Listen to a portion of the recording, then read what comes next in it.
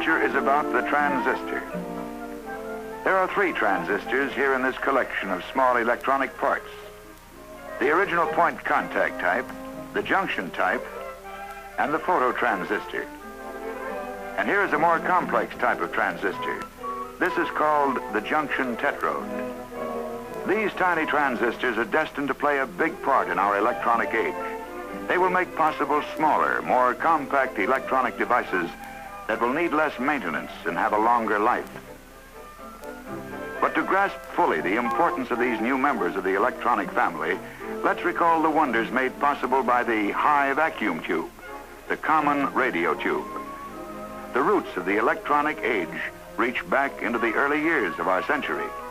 In 1907, Dr. Lee DeForest discovered that a grid of fine wire placed between a filament and a metal plate in a vacuum tube could control the flow of electrons between the filament and plate, and the tube could be made to amplify as well as detect electrical waves. He called this amplifying tube an audion.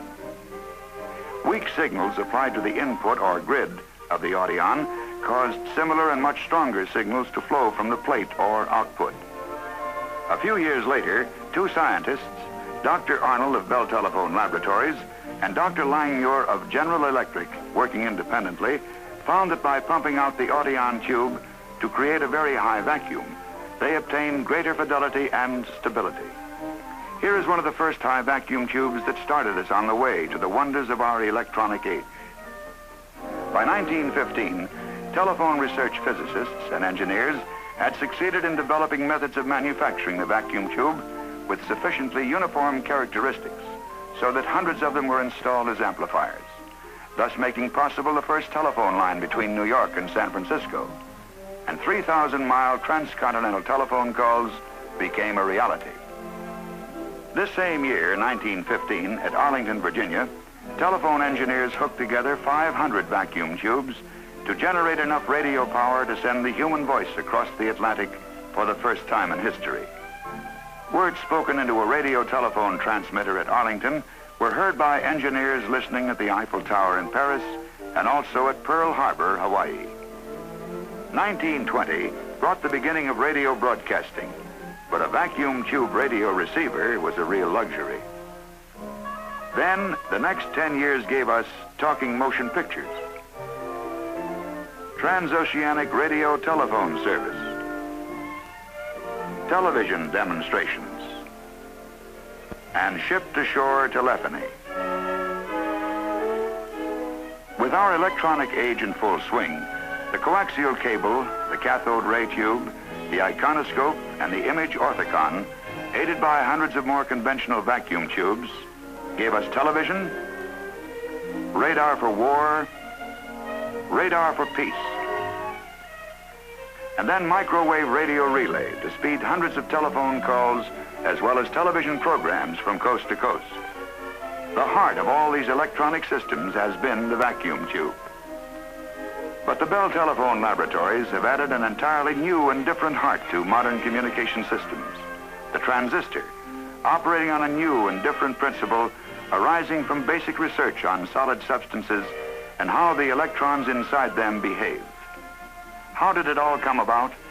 Well, doctors Shockley, Bardeen, and Bratton and their associates at the Bell Telephone Laboratories were working on a problem in pure research, investigating the surface properties of germanium, a substance known to be a semiconductor of electricity. Their study suggested a way to amplify an electric current within a solid, without a vacuum or a heating element. And after months of calculations, experiments, tests, the transistor was born. The transistor, a new name, a new device that can do many of the jobs done by the vacuum tube and many the tube can't do. Let's see how the transistor and tube measure up. First off, the vacuum tube is power hungry. While a tube like this generally demands a watt or more of electricity, a millionth of a watt is enough for the transistor. Even a makeshift battery of moist blotting paper wrapped around a coin can power a transistor.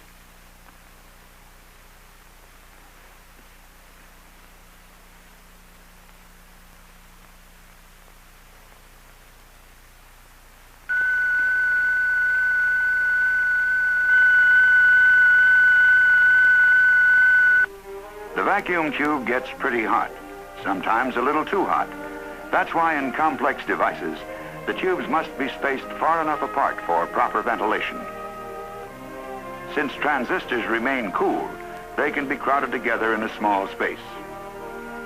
In size, reliability, and ruggedness too, the tiny transistor has many advantages. And research goes on to make it still more useful. Many new and improved types of transistors have followed the early models, but transistors are no longer just an experiment. Here, they are being produced at the Allentown, Pennsylvania plant of Western Electric, the manufacturing and supply unit of the Bell system. Different types for different purposes. The Bell telephone people have lots of jobs lined up for them. Jobs based on the transistor's ability to amplify speech sounds in this way. This is how my voice would sound over a 75-mile telephone line that has no amplifying device. Now, with a transistor amplifier in the line, my voice is amplified so that you can hear me distinctly. This, for example, will mean that in isolated farmhouses, far from central exchanges, the transistor, right in the telephone, will make it easier for the farmer to hear and be heard on his rural telephone. And transistors can replace many of the vacuum tubes used in providing long-distance telephone service. Because they are so tiny, transistors have made it possible to miniaturize many types of electronic equipment. This equipment requires less space and will cost less to maintain. Transistors may also be used in multi-channel telephony, which increases the number of calls that can be carried at the same time along telephone lines. When you dial direct from your town to a distant city, transistors in this route selector may be helping to mark out the pathway along which your call will go. Transistors may someday go under the sea, built right into underwater telephone cables. But transistors go well with lots of other industries too. Many manufacturers have been licensed to produce transistors and devise new applications. Through their efforts, you may be able to get music with a flick of your wrist from the so-called Dick Tracy radio. And with a portable television set, you may be able to enjoy video entertainment anywhere you go. For the military, the transistor opens up fantastic possibilities, most of them in too early a stage of development to be talked about. Transistors will take their place in the complex calculating machines that have often been called electronic brains because they enable man to save days, months, even years in solving mathematical problems. Of course, we cannot build a calculating machine as flexible as the human brain, but even a man-made computer designed to do hundreds of brain-like calculating jobs might need an Empire State Building to house it and a Niagara Falls to power and cool it if vacuum tubes were used in its construction. Substituting transistors for tubes, such a versatile machine could fit into a good-sized room, and power and cooling needs would be relatively low. With the transistor, man has gone far toward matching some of the capacity of the human brain. He has done it with imagination, with the inventiveness and teamwork of the Bell telephone scientists who are looking forward to the age just beyond the age of electronics.